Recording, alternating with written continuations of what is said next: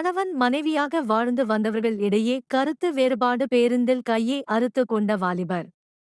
திருப்பூர் மாவட்டம் நெருப்பெரிச்சல் அண்ணா நகர் பகுதியில் புதுக்கோட்டை சேர்ந்த வாலிபர் ஒருவரும் கோயம்புத்தூரை சேர்ந்த பெண் ஒருவரும் திருமணம் செய்யாமல் கடந்த 2 மாதங்களாக ஒன்றாக வசித்து வந்துள்ளனர்.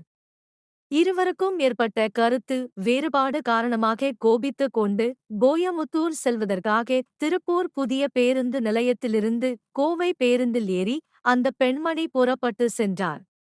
இதனை அறிந்து அதனைத் தொடர்ந்து பேருந்தை தொடர்ந்து வந்த வாலிபர் அவிநாசி புதிய பேருந்து நிலையத்தில் பயணிகளை ஏற்றி இறக்கிக் கொண்டிருந்த பேருந்தில் வேகமாக பின் படிக்கட்டு வழியே ஏறி வந்து உட்புற பகுதியில் அமர்ந்து இருந்த அந்த பெண்மணியிடம் வாக்குவாதத்தில் ஈடுபட்டார்.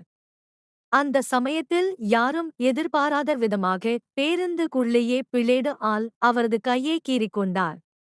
இதனால் மொத்த பயணிகள் அலறி அடித்து கூச்சலிட பேருந்து நடத்துனர் உடனே அவிநாசி காவல் நிலையத்தில் பேருந்தை நிறுத்தி அவர்களை இறக்கிவிட்டார். உடனடியாக அவரை மீட்ட அனைத்து மகளிர் போலீசார் அந்த பெண்மணியின் விபரங்களை சேகரித்து உறவினர்களுக்கு தகவல் கொடுத்தனர். கையை அறுத்துக்கொண்டு ரத்தம் ஒழுகிக் கொண்டிருந்த வாலிபரை மீட்டு மருத்துவமனைக்கு அனுப்பி வைத்தனர். இச்சம்பவத்தால் இந்த பகுதியில் பெரும் பரபரப்பு ஏற்பட்டது. அனைத்து மகளிர் காவல் நிலைய போலீசார் சம்பவத்தை பற்றி விசாரித்து வருகின்றனர்.